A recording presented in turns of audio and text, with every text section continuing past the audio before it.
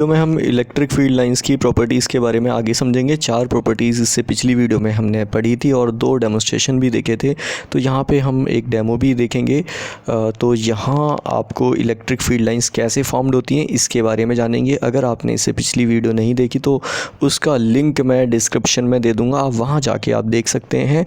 और इसके बाद ज़रा हम आगे की जो 5 प्रॉपर्टीज़ हैं उनके बारे में भी जानेंगे। तो देखिए यहाँ पे हम कुछ डिवाइसेस का यूज़ करेंगे। तो मेरे पास एक चार्ज जनरेटर है जिसका यूज़ हम पहले भी कर चुके हैं, तो इसकी मदद से हम यहाँ पे फॉर्मेशन देखेंगे।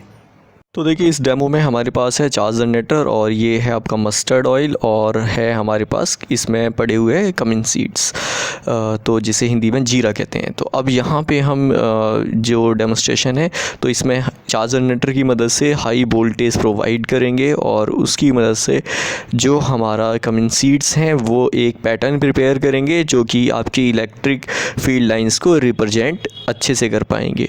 तो देखते हैं ज़रा। तो देखिए यहाँ पे मैं चार्ज जनरेटर के थ्रू हाई वोल्टेज प्रोवाइड करने जा रहा हूँ। तो जैसे ही हम इसे वोल्टेज दे रहे हैं तो देखिए यहाँ पे जो आपके कमिंग सीड्स हैं तो इनके बीच हल्का फुल्का मोशन आप देखेंगे और थोड़ी ही देर में ये एक पैटर्न में फॉर्म्ड हो जाएंगे जो कि इलेक्ट्रिक फील्ड लाइंस को तो देखिए इस तरह ये आपके फील्ड लाइंस की फॉर्म्ड कुछ बनाने लगे हैं, मतलब एक टर्मिनल से दूसरे टर्मिनल की तरफ ये जुड़ने लगे हैं। तो इससे हमें पता चलता है कि हाँ, जब इलेक्ट्रिक फील्ड हम प्रोवाइड करते हैं तो आपकी कुछ फील्ड लाइंस फॉर्म्ड होती हैं। तो देखिए फील्ड लाइंस को समझने के लिए एक दूसरा डेमो देखेंगे। तो इसमें हमारे पास है ये आपका दो फ़िल्टर पेपर हैं। एक फ़िल्टर पेपर को मैंने पानी में थोड़ा भिगा लिया है, मतलब थोड़ा मॉइस्ट प्रोवाइड किया है इसको, और दूसरे फ़िल्टर पेपर पे मेरे पास कुछ पोटेशियम परमैंगनेट के क्रिस्टल हैं। तो जैसे ही मैं यहाँ पे हाई वोल्टेज प्रोवाइड करूँगा उसी चार्ज जनरेटर की मदद से, और फिर उसके बाद तो देखिए ये टर्मिनल मैंने यहाँ पे लगा दिए हैं, और इसके बाद जैसे ही मैं इस ये जो आपका क्रिस्टल्स हैं पोटेशियम परमैंगनेट के, तो इनको इनके ऊपर जैसे ही हम डालेंगे तो कुछ देर बाद एक आपका यहाँ पैटर्न क्लियर होगा जो कि फील्ड लाइंस को आइडेंटिफाई करेगा।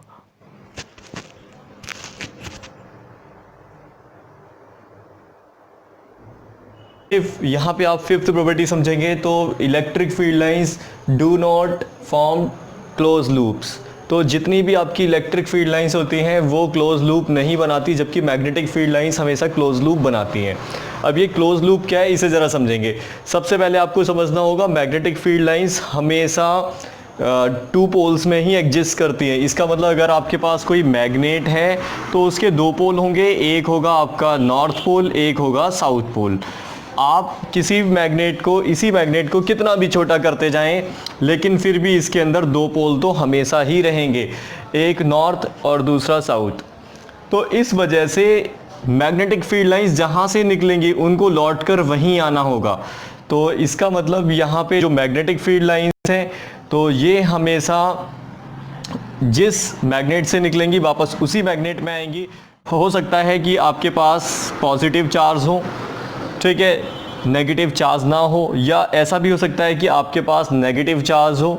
अगर पॉजिटिव चार्ज हो तो ये फील्ड लाइंस जो हैं पॉजिटिव चार्ज से दूर जाएंगी कुछ इस टाइप में, और ये वापस इस जगह पर लौट कर नहीं आएंगी। तो इसका मतलब ये जो आपका मोनोचार्ज है तो यहाँ पे फील्ड लाइंस कभी भी इसके पास वापस नहीं आ सकती, जबकि नेगेटिव चार्ज है तो ये फील्ड लाइंस जो है नेगेटिव चार्ज के अंदर एंटर करेंगी कुछ इस फॉर्म में। तो इसका मतलब हमेशा याद रखेंगे कि जो आपकी इलेक्ट्रिक फील्ड लाइंस हैं ये कभी भी क्लोज लूप नहीं बनाती, जबकि मैग्नेटिक फील्ड लाइंस जो हैं क्लोज लूप बनाती हैं। तो ये है आपकी फिफ्थ प्रॉपर्टी। सिक्स प्रॉपर्टी के अकॉर्डिंग जरा हमें समझना है किसी भी क्लोज बॉडी से निकलने वाली total force of field lines हमेशा Q/ε0 होती हैं। चाहे आप किसी चार्ज को, यहाँ पे Q जो है आपका चार्ज है, तो किसी चार्ज को आप किसी भी कंटेनर में रख दें, या तो आप उसे किसी क्यूब में रख दें या सिलेंडर में रख दें, कॉन में रख दें, या किसी भी टाइप के शेप एंड साइज वाले कंटेनर में रखें, तो आप हमेशा पाएंगे कि किसी क्लोज बॉडी से निकलने वाली total force of field lines जो हैं आपकी Q/ε0 होंगी। तो ये थी आपकी दो प्रॉपर्टीज़, इसके बारे में कुछ और समझेंगे। हमें इलेक्ट्रिक फील्ड लाइंस के फॉर्मेशन के बारे में जानना है।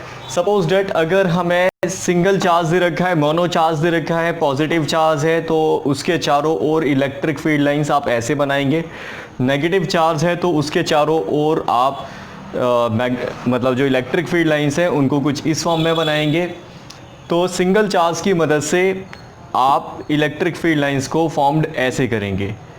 अगर यहाँ पे दो चार्जेस हैं, तो दो चार्जेस हैं, सपोज डेट एक पॉजिटिव क्यू है, एक नेगेटिव क्यू है, तो आप इन दोनों के चारों ओर जैसा कि हमने इससे पहली प्रॉपर्टीज़ में जाना था कि फील्ड लाइंस जो है हमेशा पॉजिटिव चार्ज से स्टार्ट होती है, नेगेटिव में जाके ख़त्म होती हैं। तो ऐसे यहाँ तक पॉजिटिव चार्ज से निकलती हैं और नेगेटिव में आकर ख़त्म होती हैं।